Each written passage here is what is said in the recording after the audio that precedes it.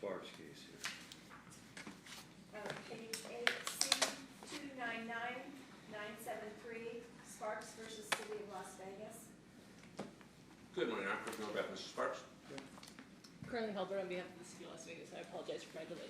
No problem. Now, Mr. Sparks, of course, I know you were convicted of driving under the influence. Mr. Mueller has brought to my attention as an appellate court a couple of legal issues. One is the idea of a lack of evidence. In other words, he's attacked the sufficiency of the evidence that led to the DUI conviction.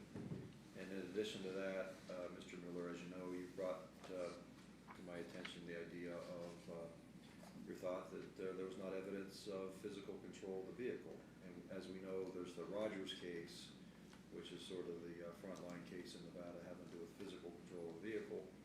You both did a good job bringing all this to my attention. Now, Ms. Halbert, in her evolution as an appellate lawyer, has done a real good job in that evolution.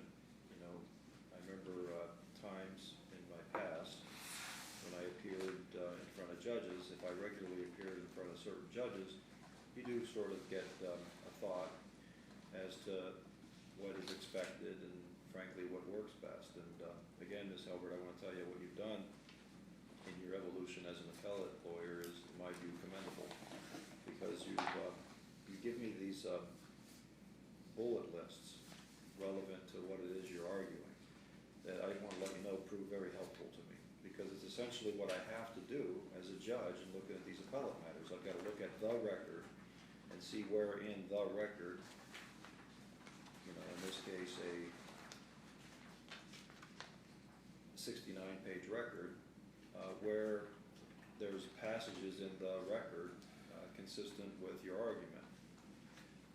Or even more specifically, Mr. Sparks, as an appellate court, when there's a sufficiency of the evidence appeal, I have to ask myself, could a reasonable judge who handled the case, in this case Heidi Almasi, could Judge Almasi have found all the elements of DUI beyond a reasonable doubt? And I, of course, have to look at the record to see where those passages are.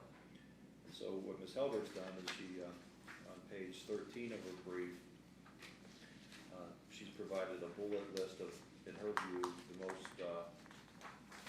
relevant parts of the transcript that would demonstrate, Mr. Sparks, that you, in fact, under the legal analysis, were in physical control of this vehicle.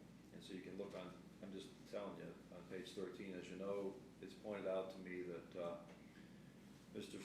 Sparks, you're found in the driver's seat, you're awake, the headlights and rear lights of the vehicle are on, the vehicle's on public property, and you admitted to drinking, and you drove from the Suncoast to the spot in the neighborhood here. Keys are in the ignition, and the only thing Ms. Halbert points out that the car was not running, but other than that, that all the items she's mentioned would be relevant to physical control. Likewise, when I turn my attention to the issue of whether in any event you were impaired, Ms. Halbert's given me on pages 18 and 19 of her brief a number of bullet points consistent with the idea of impairment. Everything from the strong odor of alcohol to trouble you had opening the doors and all that kind of stuff. What I found to be most significant did appear in here, and it was on page 26 of the transcript, where you admitted to drinking 3 to 4 beers, and let me share that with you. If I look at page 26 of the transcript, there's a question asked of Officer Anna Highsmith, who's a police officer that was there on the scene. And the officer Highsmith is asked at page 26, line 13, during the trial, did you ask him if he's been drinking? Officer says, I did. What'd he say? He said yes.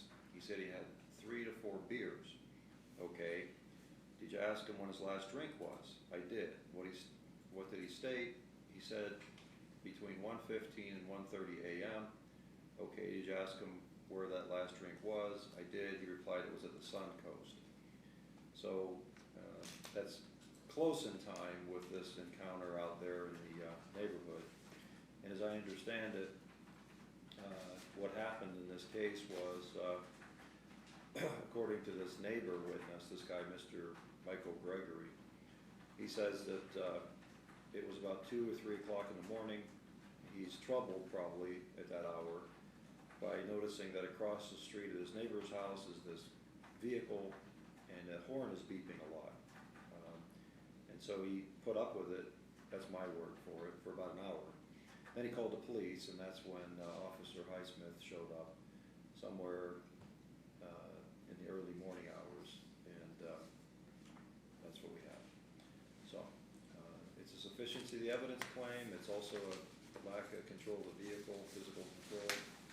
Mr. Mueller, it's your appeal. Thank you, Your Honor.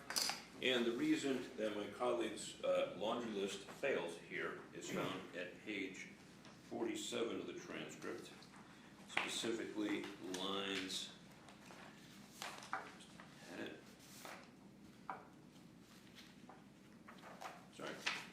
page 37 of the transcript, specifically lines 14 through 17, and this is why this case was improperly decided.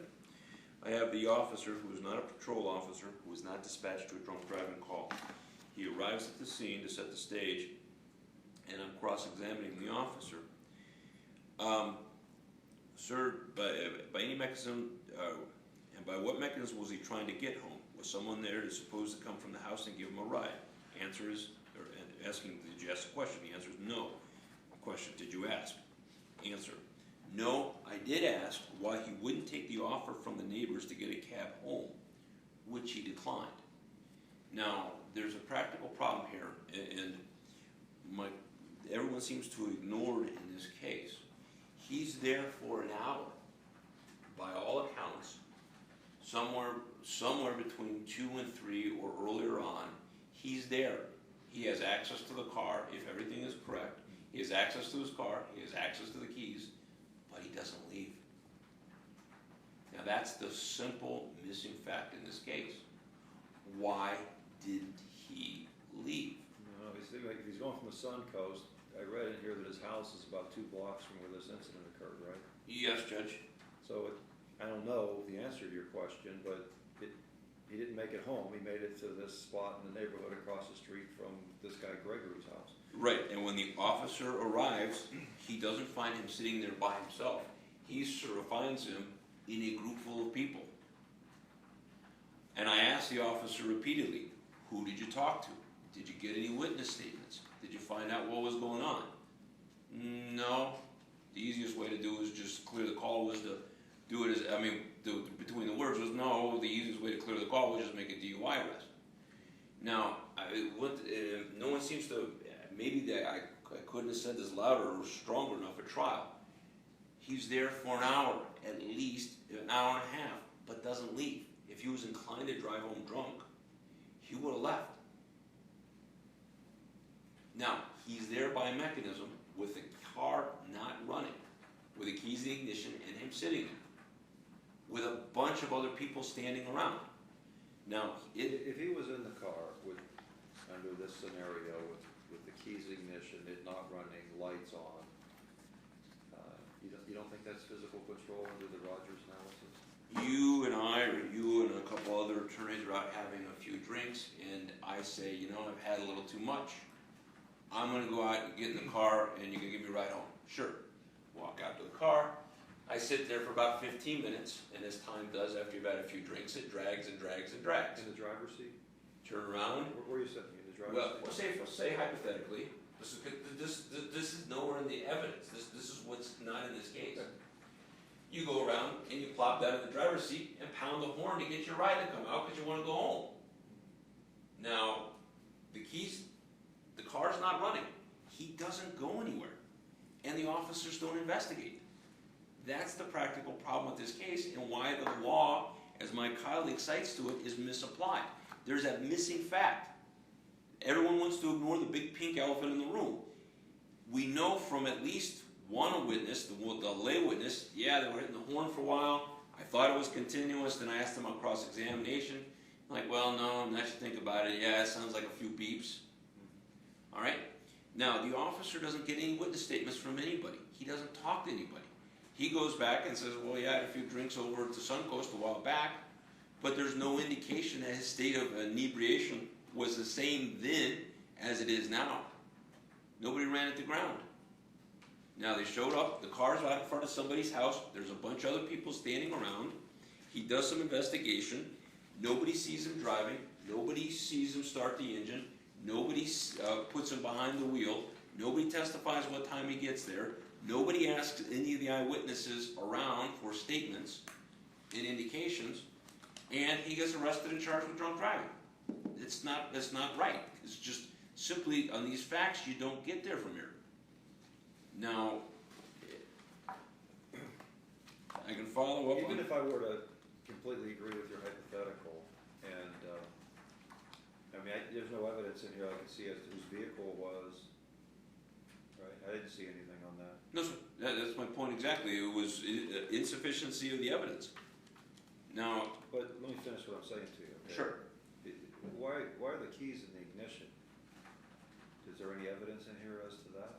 As to why they were there? No, nobody It's not asked. normal for a car to just be sitting around with keys in the ignition, it seems to me. Not if you were inside having one last drink and I'm sitting in the car waiting for you to give me a ride home. Now, when I looked at this case and investigated, did my due diligence, this sounded like somebody stopped by after drinks, after work to meet a couple friends, and then wanted to go home. And it's like, I can't drive. Come on, buddy, let's go. You know how people are when they're drunk. That's pounding on the horn, says, come pick me up. Let's go. Okay, this hypothetical you've given me, are you telling me this is not physical control under Rogers? And again, reiterating your hypothetical, let's just assume hypothetically that this is not Sparks' car. These aren't Sparks' keys that are in the ignition, all right? But he's there at the scene. Maybe he's intoxicated because he had all these beers at the Suncoast, all right? Because he admitted to having 3 or 4 beers. Yes. So it's, again, hypothetically, not his car, not his keys, but he gets into the vehicle in the driver's seat with keys in the ignition. I mean, the lights happen to be on, apparently.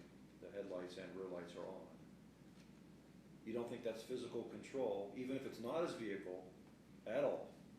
And he never was in the vehicle. Let's even throw that in until this point in time. You don't think that's physical control, given that he's in the driver's seat, there's keys in the ignition, under that Rogers analysis? The Rogers case, as you know, is a wheel of factors, and the courts, none of which are to be given, or under the Rogers decision, are to be given priority over another. The fact is, the policy in the case needs to be construed with the public policy, which is to keep drunk drivers off the road. Were Mr. Sparks inclined to have left? He would have. If he was in fact the guy pounding on the horn earlier that Mr. Michaels mentions, though he never went out and identified him, then he would have been there for at least an hour and not gone anywhere. Now that shows clear under the Rogers factors and the logic of the Rogers decision, the clear desire to be a passive occupant rather than participating in the driving. Now, we wouldn't be standing here if the car was running, but that wasn't the case. We're standing here because he's pounding on the horn, wants somebody to come give him a ride home. And I'm not, and this is at 37, this is the transcript, which I thought, apparently, maybe I was tired that afternoon, I thought was actually, the implications of this statement were blindingly obvious. No, I didn't. I did ask him why he didn't take the offer from the neighbors to get a cab home. Who's the neighbors? Who offered him a cab? This pops up in the case. This is not mentioned anywhere. There's no eyewitness statement supporting this. Officer, do you remember who they were? No. Did you get statements from them? No. But we know there's a neighbor there offering them a cab. What's the implications of that? They know him, they're courteous to him, and there's some dispute as to how he's going to get home.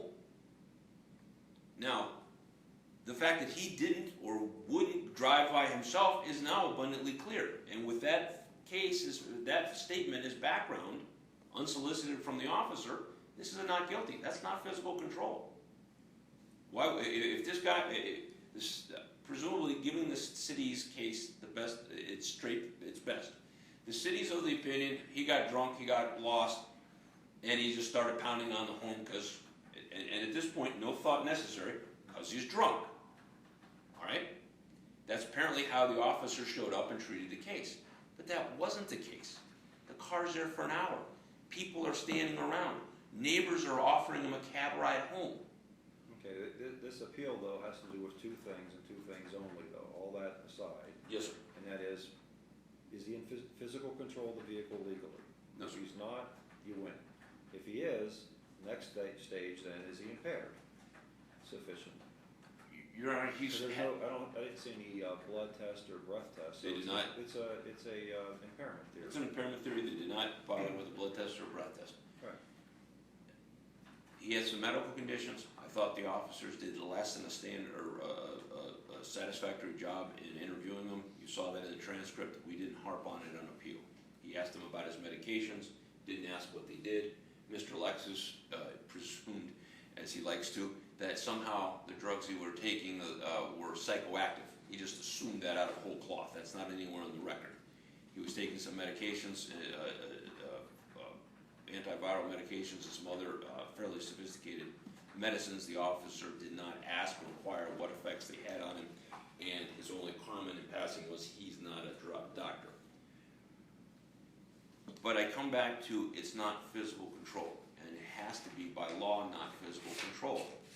Why? The purpose of the Rogers decision was, and the reasoning was, to keep impaired drivers from immediately returning to the road. Now, if the assumption of the officer was that he drove there intoxicated and got lost, he had clearly abandoned the desire to drive. Now, there's clearly much more have gone on there because neighbors are out offering him a cab ride home, which the officer only mentions in passing in cross-examination, and I followed up on. With that factor, the fact that he'd been there for a prolonged period of time and was interacting sociably with other people, no, sir, I do not believe that's physical control, and that's why we filed the appeal. Understood. All right, thanks a lot, Ms. Albert. Judge, as you're aware, this is a sufficiency argument, as are many of the appeals here. And I think what's interesting about the misdemeanor in general is it's not being decided by 12 lay people.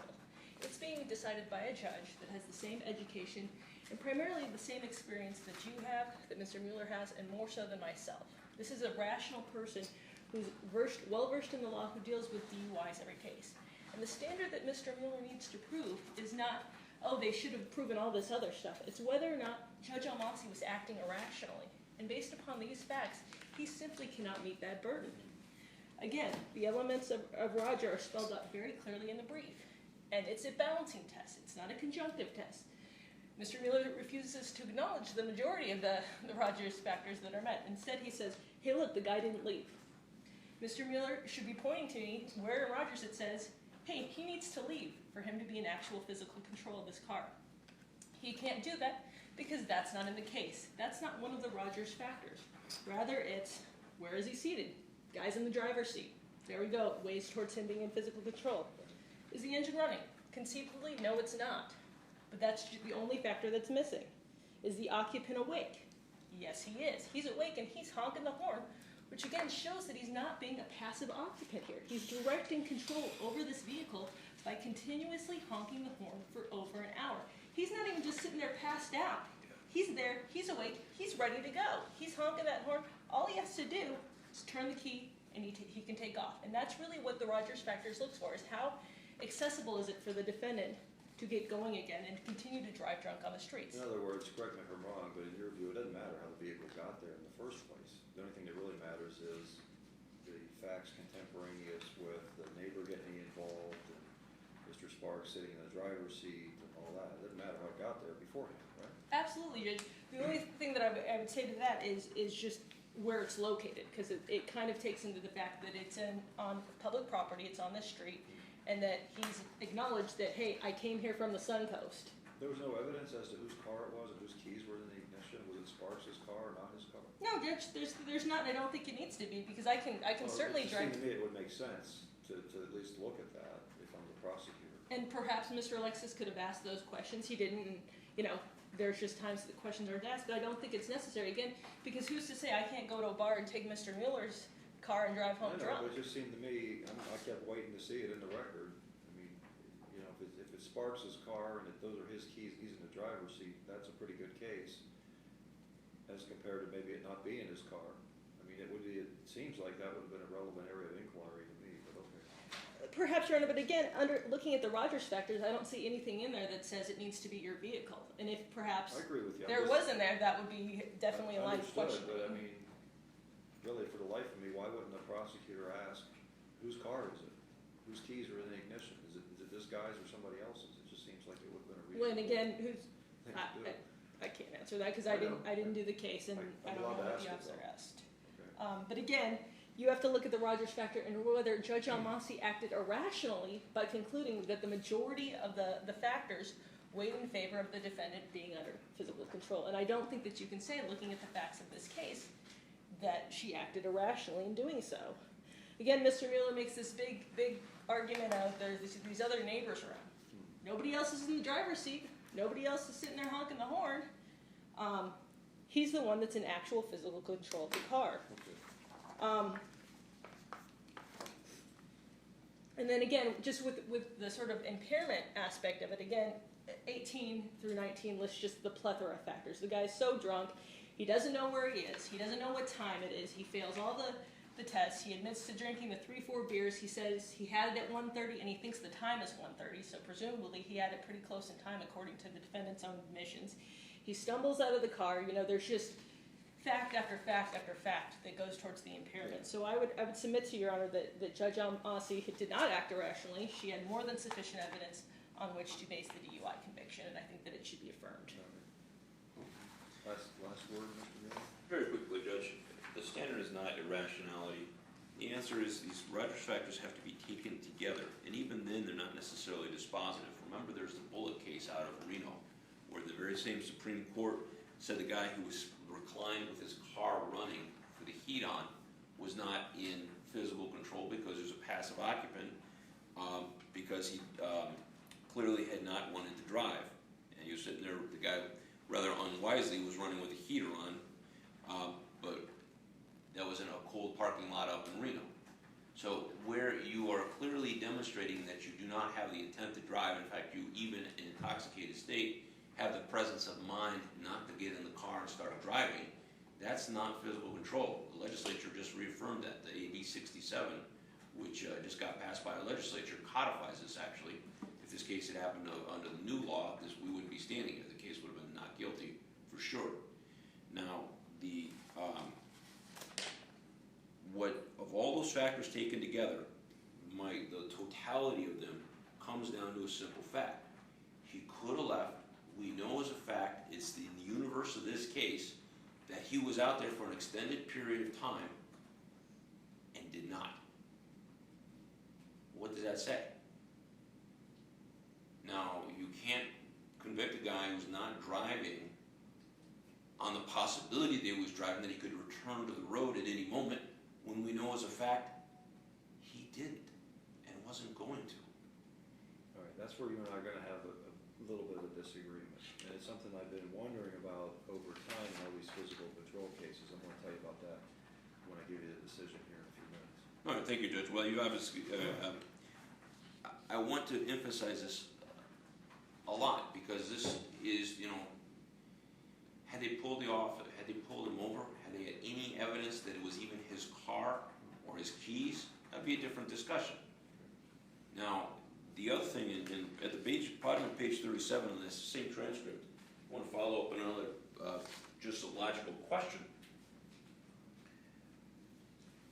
Let me ask you, talk me to the officer, let me ask you a question. Did you talk to, or did you and so-and-so, I asked, did you document the fact whether he'd gotten in and out of the car before you arrived? Answer, I don't know. Now, the police work was pretty slovenly here, and it was below standard. I mean, no argument here in this record, and this police work, left a lot to be desired and left a lot of open questions. Now, if the officer shows up and he doesn't even ask, well, did you get in and get out of the car, how thorough was the investigation? Now, there's a lot left on the table here because it wasn't done well. Whose car was it? Whose keys were it? What was he there for? Why were the neighbors out talking to him about getting him a cab? So I respectfully believe that the case is a matter of law, not a matter of abuse of discretion. As a matter of law, it's not a physical control case. Understood. All right, Mr. Sparks, in this situation, I'm ready to give it a decision on it, so I'm gonna do it right now.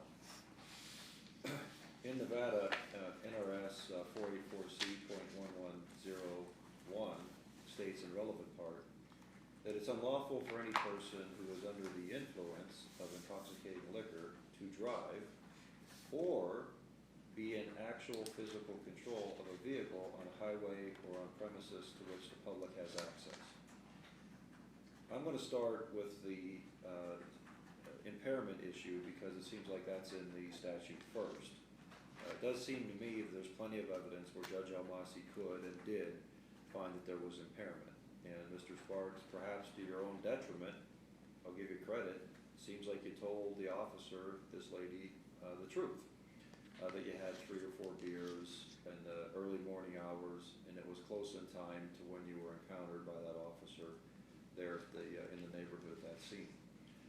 In addition, I've never been a judge who puts a lot of stock in these field sobriety tests. I do respect them, but in addition to the admission of the drinking the beers, it's real clear to me that you didn't do well, and you really failed all the field sobriety tests. And then just the other actions that of your body and also just under the circumstance, the smell of the alcohol, your appearance as testified to by this officer, and your difficulty opening doors and coming out of the vehicle and standing and being disoriented as the officer testified to, bloodshot eyes and all that. It seems like there's enough evidence where the judge could have found, maybe mostly because your own admission you had some beers, that you were impaired. So I think there's enough evidence for impairment. That then takes me to the last and remaining issue here, and that's physical control. Now I told you, Mr. Mueller, I was going to give you a little comment about this physical control area of law. It's come up plenty of times around here in DUI cases in about the 2 years I've been doing these misdemeanor appeals. And as time's gone on, I've oftentimes asked myself, what's the real intent of this whole physical control area of law? What are we really trying to think about? And what's the Supreme Court telling us is the concern in these physical control cases where basically there's either the vehicle's not running or somebody's close to the driver's seat or somebody comes into court and says, look, I was just sleeping it off and all that. What are we really trying to do in this area of law? And they did find a passage that I think is most illustrative of what the Supreme Court is trying to tell me, the Nevada public, and lawyers that practice in this area about physical control. And they say that in the Rogers case, where they say that the purpose of the physical control statute is to, quote, prevent and discourage persons from placing themselves in control of a vehicle where they may commence or recommence driving while in an intoxicated state, notwithstanding the fact they are not actually driving at the time apprehended. And that really does answer the question most succinctly that I've had over time as to what's the philosophy having to do with this area of law. What are we really trying to do in Nevada to discourage people from drinking and driving or being behind the wheel of a car after becoming impaired? What are we really trying to do? I think what we're saying, and what the court's saying is, we have a concern not just as to actual driving, but it's the idea of the ability to physically operate in the vehicle and hurt somebody or hurt yourself. And so it's not, again, the driving, it's the ability to do it is really what I think the full force and effect of this whole physical control area, the Rogers case is. And so what I have to do is I have to look at the facts of the case, compare them with this idea of could Mr. Sparks commence driving the vehicle in an intoxicated state, notwithstanding the fact he's not actually driving at the time he's apprehended? And I have to say that the answer to that is, based upon all I see here, is yes, Mr. Sparks, it's reasonable to conclude that you were in a position to commence driving the vehicle in an intoxicated state, even though you weren't actually driving when apprehended. The Rogers court says to me I should look at things like what position were you found in the vehicle, whether the engine was running, whether you're awake or asleep, whether the lights are on, where the vehicle keys are, those sort of things. And in this situation, I have to say, the one thing that you did have an or benefit to your side of it was that the vehicle was not running. But really everything else from the record does demonstrate to me that you were certainly, as the Supreme Court says in Rogers, in a position to commence driving while in intoxicated state. You're in the driver's seat, you're awake, the headlights and rear lights are on, the keys are in the ignition. Maybe if the keys weren't in the ignition, that would have been something that could have persuaded me. But everything except the vehicle running was in place for you to be able to easily, in my view, commence running that vehicle. And so, to me, that's enough to where Judge Almasi could, and did, found that you were in actual physical control of the vehicle. Therefore, it's not an abuse of discretion in that regard. And so, because I found that she's not abusing her discretion when she finds impairment and physical control, the DUI conviction is affirmed, and that means, Ms. Halbert, you can prepare the order. Thank you.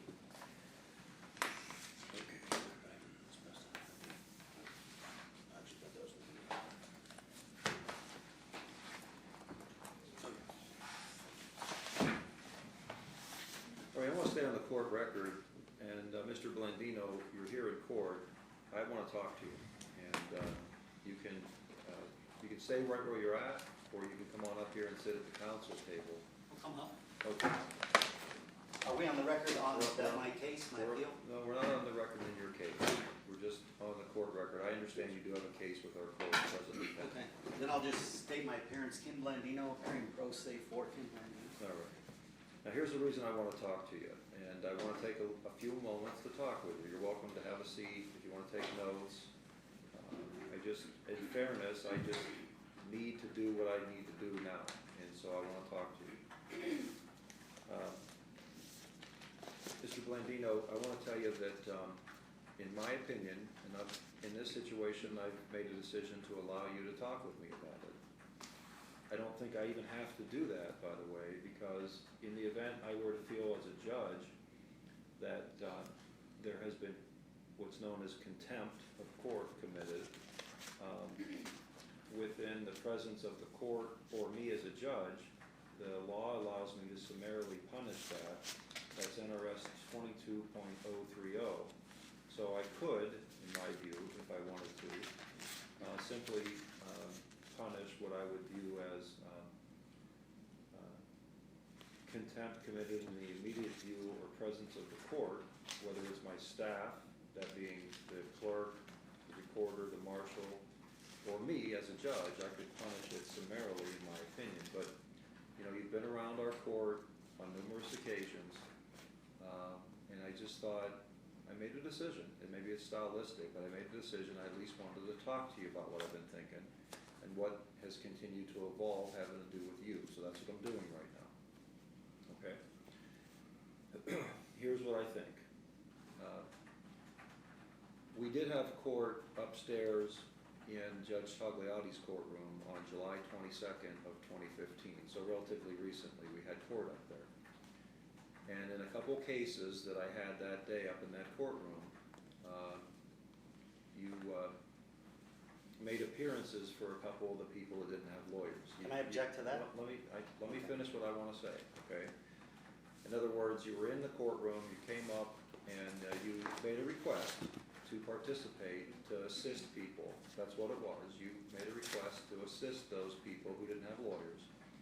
And as you recall, it got to a point where I asked you not to do that, and I asked you to just sit in the back of the courtroom. But nonetheless, it happened on a couple of occasions there on July 22nd. And, you know, know, I don't have that transcript in front of me, but I know I said some things to you consistent with my thought that I would like to ask you to stop this, because I did view it as inappropriate and a bit of a interruption or disruption of court proceedings. So that's what happened on Wednesday, July 22nd. Which I did Now, stop at that point. I understand. Now, today, before I came into court, I was informed by my marshal that there was a point in time earlier this morning where you came in and you addressed our clerk. Yes, And you did that in a case C15-307-950A, known as Darcy Lee Ogden, AGGEN, versus City of Las Vegas. And you also addressed our clerk, as I understand it, in a case called case C15-307-960A, known as Jermaine Gomes, G-O-M-E-S versus City of Las Vegas. and that was an error, to correct the record. I spoke to the wrong case. It was the Blake case. I had the names wrong. Okay, but in any event, it's my understanding you came up and you addressed our clerk on two cases that we had pending that were not your cases. I mean, you came up to the clerk and you talked to her. I do have, and I asked my clerk to make copies of those 2 pages that you addressed her on, and you can see in her handwriting here, she's writing Kim Blandino next to the appellant's names, both Jerome Gomes and Darcy Lee Ogden. She writes Kim Blandino. And I think that my clerk would tell you that that's because she felt like when you come up here to address her, and she's checking in people for their cases, that you are appearing on their behalf. You're representing them. No. That's the conclusion that my clerk would have drawn. No, I made And that think clear that's that I what she wasn't- did. Let me tell wasn't- you what I think happened, okay? And I'm gonna give you a chance to respond to all this. Even though I don't think I have to, I'm gonna do it that way. And so, here's what I'm telling you, and I know you're listening to me. This has been adding up for a while. And I'm not even getting into other things that have happened between you and the court staff, or you and the lawyers in the cases, or you and me in past occasions, but there have been, in my view, other disruptions, but I don't even need to get to those. I just want to generally mention to you that there have been some disruptions. But again, on July 22nd, we had that incident, or a couple incidences where you tried to sit with people. I told you to stop it. Again, today you came in and you checked in with my clerk on at least two cases that I've mentioned where they're not your cases, and as I understand it, you're not a Nevada lawyer. I mean, that's for sure. You're not a lawyer anywhere. And so that happens. Then, when the Gomes case was called, that again being C15-307-960A,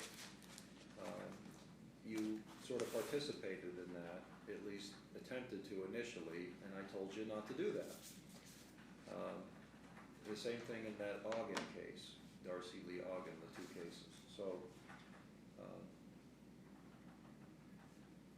what I'm here to tell you is, I don't take a lot of pleasure in this, but I feel as though what has happened and what continues to happen, and I see it too from Ms. Helbert, who just happens to still be here, and her saying to me, look, I'd like to request that when, this is Ms. Helbert asking me a few minutes ago, where she says she wants to talk to a litigant who's not represented by counsel, that I've tried to help that litigant by asking Ms. Helbert to give some procedural advice on how to maybe get transcripts for free.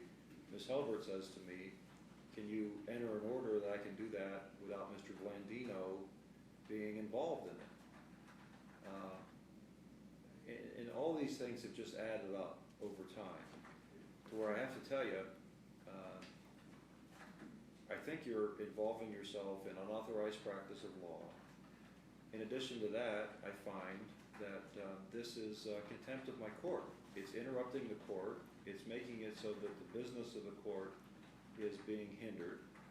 I find that it's conduct that's disturbing the court. It's happening in the presence of either the court staff or me as a judge. And it interrupts the due course of judicial proceedings that I'm duty bound to involve myself with as a judge. So I want to just stop here. And I don't have to do this, but I want it in fairness to you, because it's my style, tell you that I find that it's my view that you're in contempt of this court and I need to do something about it, but I want to just give you an opportunity to tell me what you'd like having to do with my thoughts. So go ahead, if you'd like to. You don't even have to. Well, no, I absolutely have to and want to, because I am just the opposite. I'm trying to be a help to this court. But I want the court to follow the law and to follow the rules, to follow the statutes. I object to the fact that you've mischaracterized it, and that I was never appearing for anyone, and I made that absolutely clear on the record, just to help take notes, to sit next to him, and I wanted Steve Dempsey to sit next to me to help, which you disallowed on that same date. You didn't reference that case. You disallowed him sitting there only on the fact that, and on that specific fact, that Mr. Dempsey was already a litigant and had an appeal before that court. Now, you didn't make a distinction as whether because he was appearing on his case that day or it would generally be. It didn't. Yeah. And as to those instances, and you have mentioned and you touched around some of these other instances where you would ask, does anybody have anything else? And I would raise my hand in court. The very first time you said, does anybody have one of those information sheets on transcripts? And I raised my hand because I had one and you didn't acknowledge me then. So there's been cases when you have an invited participation from people in the gallery. Even when you say good morning, when we come in, I don't know if you hear among the cacophony of voices, but I say good morning because you're saying good morning. It's only right to do that. If somebody says good morning, it's polite to say good morning back. Is that contemptuous, Judge? I don't think so. When you make typically saying good morning wouldn't be contemptuous, I'll give you that. I'm talking about, again, this repeated course of conduct in my court, which I've had a lot of patience with over time. There's no doubt you have patience. I'll tell you something, Mr. Blandino. You can either believe it or not, but I'm telling it to you from my judicial heart, if there is such a thing, okay? I love the fact this is a public courtroom. You know, I don't care who comes in the courtroom, the doors are open. The only way that the public, in my view, can get a sense as to whether justice is actually being had is to come on in here and sit down as much as they want and watch what happens in the public courtrooms. That's sacred to me. It's important to me. So for me to do something to curb that in some way, it would take a lot. But I'm telling you, this is that situation for me, and I pretty much had it. But I have an explanation for every one of these items, and it's perfectly logical, and I can take them point by point as you brought them up. That when you've asked for participation or acknowledgement from me, this morning, when my name is mentioned by Carleen Hilbert to a case that I had talked to the person, I'm not denying that, I talked to Mr. Gomes, but I just wanted to get some information as to whether he got notice of this thing, because I've been looking at the records on all these cases. I know, but you have to understand, in my view, you shouldn't be talking to litigants that you don't have any friendship or relationship with other than seeing them here in the court and giving them advice on their case. Is it against the law to talk to other litigants? I think what you're doing is, actually, if you look at, let me just tell you, if you look at NRS 7.285, it is a statute that defines unlawful practice of law in Nevada. Well, I have not done that. I've never held myself out to be a lawyer or a licensed member of the bar in any way, shape, or form. I understand. You don't have to do that to be guilty, really, of unauthorized practice of law. But if you have a if you have a litigant that comes to court without a lawyer, and they run into a guy, Kim Blandino, who then gives them advice, procedural advice on their case, wants to sit with them at counsel table and help them out, to me, that's the practice of law. That's what lawyers do. That's not what some member of the public can show up in a courtroom and just start doing. And But that's you what cannot cite to one instance where you viewed it in your person or it's been reiterated by Ms. Helbert and in affidavit form presented to you where I've not given legal advice. Look, I'm a law librarian. A law librarian is not giving legal advice. If I say, look, you got this statute here, that's not legal advice. If I say there's a stop sign there, you should obey that, that's not legal advice. It is not. It's what the law is. If you yield sign, if I'm, you've heard the expression backseat driver? Hey, you better slow down, you're going faster than the speed limit. Is that legal advice, Your Honor? No, it is not. It is, and what I've done in every instance here is I've talked to litigants and I'm trying to share and see what's going on with the records. How I many look at litigants have you talked to? administrative How and many procedural litigants have you things. talked to during the time you and I have had involvement with each other in these misdemeanor appeals? How many people have you talked to that come in here without a lawyer and you take it upon yourself to talk to them? About how many? Well, I got to ask you that question. If I'm asking you, how can many? this information be used against me in a contempt case? Because it seems like you're on the verge of doing a contempt case against me. That is probably a good question. I'm looking at this in regard to civil contempt, but because it's also a potential crime of unlawful Exactly. practice of law. Fifth Amendment would Fine, apply. you don't have to answer that question. Thank you. So what I just did here was I giving you legal advice. No, I was just exposing that part of the law so that you could see it. Law librarian style or questioning style, a Socratic method, if you will. Okay. And by the way, you don't have to say anything to me. I'm not compelling you to say. Well, no, I understand, but I want to explain Make sure because, I get this on the record here Yeah, between you and I. but the thing is, Most people around here wouldn't be doing this. no, I know, I can tell I you that acknowledge, right you're a very different kind of person. But You are I very just patient. felt like if I'm gonna, remember, it's an odd circumstance I've never dealt with before, Mr. Blandino, I'll just tell you. For me, let me say this to you, for a member of the public, you, to come into the courtroom almost every Wednesday recently, fine, I'm all for that. I love it. And other days as well. Okay, that's great. I'm all for that. That's what a courtroom should be about, all right? But what I sort of got to was I said to myself, despite all my patience, despite all my warnings, despite all the things my staff tells me and that I've seen, I just sort of let it go. But I did give you little warnings along the way, because I believe, let's keep the doors open to the public. Yes, yes. All right? And if I can get right to the specifics, I'm getting to every one of those specifics that you cited, and I'll get to the big. When someone mentions my name in court, I feel it's only appropriate to stand up. I gave you an opportunity to see if because you could invite me, Mr. Blandino, what do you have to say? So I stand up to acknowledge, so that you can see that I'm here. Yeah. I mean, Okay. and Let me then, make sure I say this to you so Yeah. you know, again, though I think I've said it sufficiently. You don't have to say anything to me now. You can remain silent. no, I do understand could. that. I do And understand. I'm But what, I'm not reading you rights or anything. I'm just saying if you don't want to say something at all, Yeah. you don't have to. I'm just saying that my style was, in 4.5 years. you're saying past Hold on a tense was? second. Yeah, well, you're gonna see why. Oh, Okay. In 4.5 years here as a judge, I've never had something like this come up before. And I just said to myself, maybe nobody else in this whole facility would say the same thing. They might do it differently, I'm sure they would. And then maybe they would do things I wish I would have done, I don't know. All I can do is be me.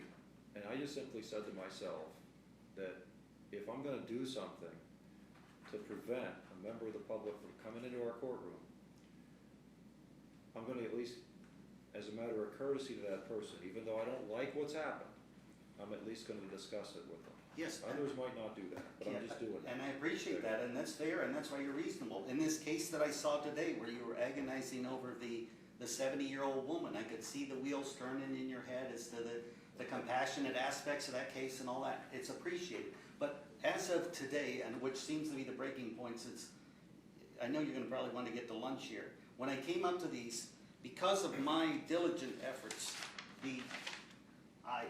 this receipt for documents and notice of hearings that I first noticed in the Don Clausen case, so I admit that I talked to Don Clausen. There is no certificate that the certification that the person got that they mailed out this notice of the first hearing. So when I talked to Mr. Clausen, I said, did you know you missed a hearing here? That's not legal advice, question. He said, no, I never got any notice. I said, well, these notices, they're flawed in a number of different ways. So I went up to Narita, the clerk supervisor, and I looked at all these different cases on the computer. Here's one from Clausen, here's one from Lawrence Sparks. These are the notice of appeal forms. This is, that's Sparks again, John Fleming. I've talked to all these individuals. And Everything, they're all deficient. As a matter of fact, there's even a typo. It's been set for a hearing in Department 32, so they repeat department. I talked to Rita, I said, Okay, at this point, I should probably interrupt you and tell you, you know, if you wanna continue to give this explanation to me or talk like this, yeah, this could be used against you by criminal authorities if they were to prosecute you for unauthorized practice of law. So my view is you have a Fifth Amendment right to remain silent. I'll Yes. just tell you that flat out. okay. Because But what you're doing now is, it seems like, you know, by showing me all this, you're admitting that you're pulling documents relevant to. Public documents are public Well, records. Yeah, I know, but Yeah. you have to understand, I can't let this happen. I mean, But what I showed Narita, I said, you're look, you- basically, in my view, you're representing people who don't have lawyers. is No, what you're that's doing. That's my opinion. That's what you're doing. You Yeah. can disagree with it, but I've got to do something to curb but it. here's the thing, Your Honor. I went to Narita and I said, look, she filed a motion to dismiss in the Clausen case because he didn't show up for the hearing. He never got notice. I said, look, the first thing, whenever a protective order, restraining order, any kind of order is filed, in order to prosecute for contempt, the order doesn't just have to sit there, it has to be served on the person, because the person was never served. You cannot, by law, violate an order you weren't served with, because, you know, you can challenge it on the sufficiency of the service. Therefore, now Narita has since changed those forms, and that's why I was speaking to I was here this morning on I thought it was Gomes, but it was Blake and Agan. On both of those cases, in the new notice that they've now filed, that they're doing as a matter of record, Narita, the supervisor, got changed, and the first ones came up now here after I put that notice to their attention. They're doing a certificate of service on these.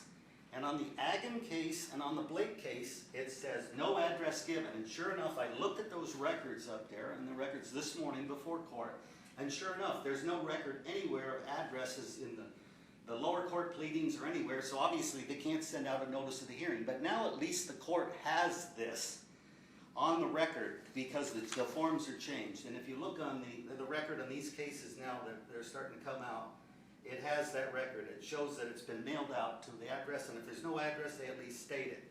So now, this is going to save work for the city attorney to file unnecessary motions to dismiss when people like, and I talked to Larry Sparks. I said, did you ever get notice of yours? He said, no. I said, well, then how did you know to come to hearing? He said, I would just watching the computer. In my case, I never got notice of my first hearing, but I'm a guy that looks on the computer all the time to see. You know, So I'm trying to tell you, give help to this I think court. you've admitted, Huh? I think you're admitting to unauthorized practice of law despite a couple of attempts for me to advise you that maybe you don't want to. So all I can say is that. No, I'm a law librarian, I'm a you reporter, waived I'm your right to reporting remain things. silent, it sounds like to me. No, I can report what's in the public record. And I'm also a member of the press, Your Honor. And so, if you're going to stifle, if you're going to mischaracterize what I'm doing as a practice of law, and I think unjustly here, and I'm willing to take this one all the way up to the Supreme Court if necessary, U.S. Supreme Court that is, where I've been docketed 4 times, that you are trying to stifle my freedom of speech, my freedom of press, and my freedom of assembly by being able to assemble with these people and look at their different things that are public records, to share notes. And there's a difference between legal advice and saying to someone, did you know you could do this procedure? Is that legal advice or administrative? As you know, that you are immune, have absolute immunity in your judicial acts. But if you do something wrong with your staff or something administratively or executively, you can be sued for that. You don't have immunity for that. I am acting as a law librarian, a grocery clerk, a member of the press, a member of the public that has the right to assemble, and I'm not giving legal advice. It's nothing different than what a law librarian will do. I just happen to have a little more knowledge than the average law librarian. All right. And I think you're I mischaracterizing understand this. your position. If I may. That's it. Because you're about to throw me in, or find me in contempt, it appears, from your demeanor. Well, I want you to just go have a seat. I'm gonna talk to you. Yeah. So I appreciate what you've said, but I'm ready to tell you what I wanna do about the situation. All right.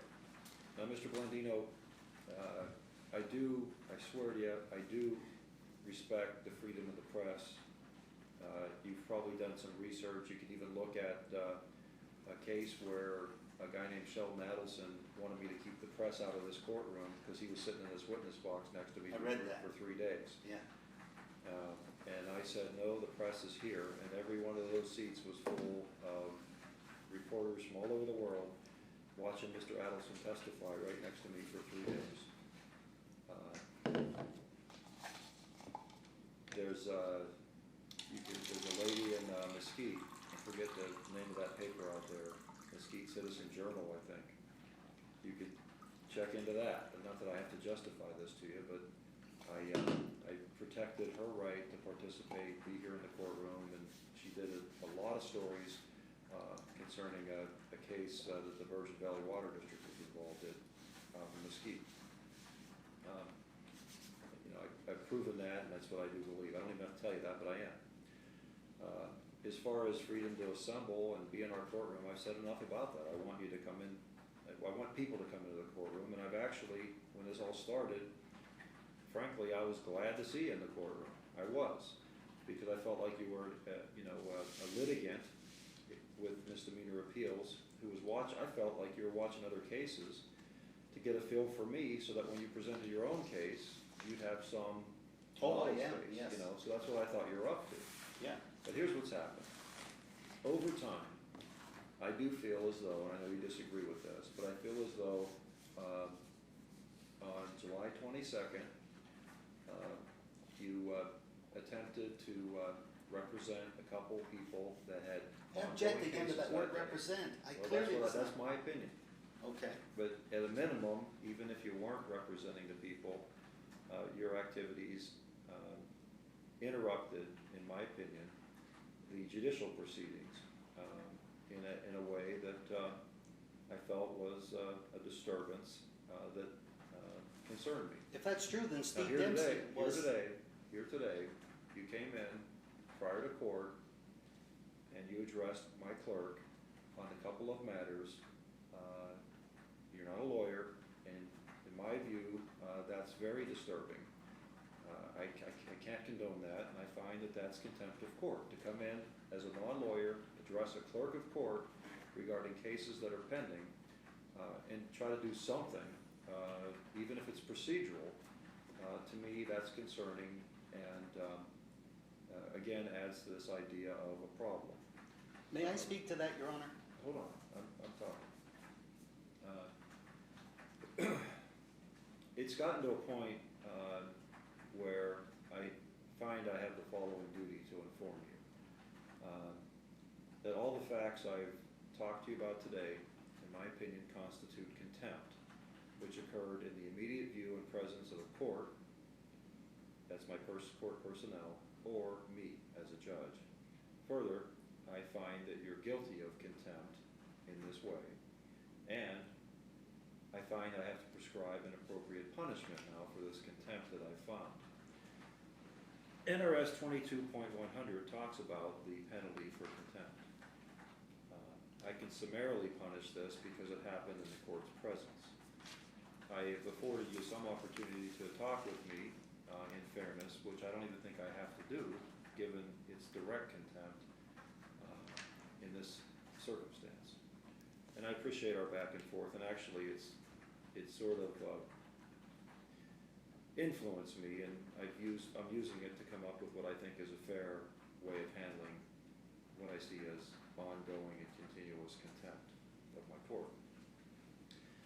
NRS 22.100 allows me to fine an individual who I find guilty of contempt, which I've done, an amount of $500, or I can imprison that person for a period of to not exceed 25 days in jail. Now, I'm not going to do either one of those here today, although I certainly could. What I'm going to do, however, is and this is not with any pleasure, I feel it's appropriate, but it's with internal reservation, because I don't like closing the courtroom doors to anybody. But I feel like the appropriate penalty for the contempt that's been ongoing, that I've described, that I know you disagree with, is I am going to ban your further presence from this courtroom. That's an accepted in my case hold when on I'm a hearing second. as a litigant. You do have a case pending. Yeah. And so I'm going to recuse myself from your individual misdemeanor appeal case, any of those matters that have come up. it'll be assigned to another judge. But because of your demonstrated course of conduct in disrupting the court, I find that it's a breach of peace, it's boisterous conduct, it's a violent disturbance in the presence of the court and its personnel, interrupting the due course of the trial or other judicial proceedings that I've had. And the appropriate, in my opinion, the appropriate punishment for that contempt is I'm going to ban you from further involvement in our courtroom or the area right outside the courtroom, meaning that I'm prohibiting you from further participating in that regard. So that means that if you come into the courtroom on any of these misdemeanor appeal occasions, or if it comes to my attention through court staff or anyone that you're right outside the courtroom talking with and dealing with people as you have done in the past, I'm going to consider that further contempt, and at that time I would be inclined to impose punishment that contempt law allows me to impose, including putting you in jail for up to 25 days. So I want to tell you that I would view it as a violation of this order if you were to come into court, even though you feel like you might have some kind of an excuse for doing that. You should expect to go to jail, because that's what I'm going to do. Are you going to reduce this decision to writing? I will. Because I'm going to need specificity, specifically. I will reduce it to writing. The area outside the courtroom? I will enter a written decision. And I need to object, because for you to recuse off my misdemeanor case, it is not something that's sustainable in terms of your duty to follow through with the case to its conclusion. Okay. I had to go mandamus, if you want to take judicial notice, to get Judge Ritchie back on my family court case. They granted it. I understand. And if I go to the Madison Supreme Court, they will grant this too. This has been something that I take actual sadness in. You're the first person, the only person I've ever said something along these lines to. You can either respect it or not. I would ask you to reconsider that recusal, though. That is the decision that I feel compelled to make. I've explained it, it's what it is, and so. Is Helmer going to prepare the order, or are you going to prepare the order? Have a good day, I'm going to write it myself. Have a good day. Thank you. Do that area outside the court, you don't need the hallway, right? He just needs this separate area. So I can't even be in the hallway out there? Well, I know, but I come to the third floor all the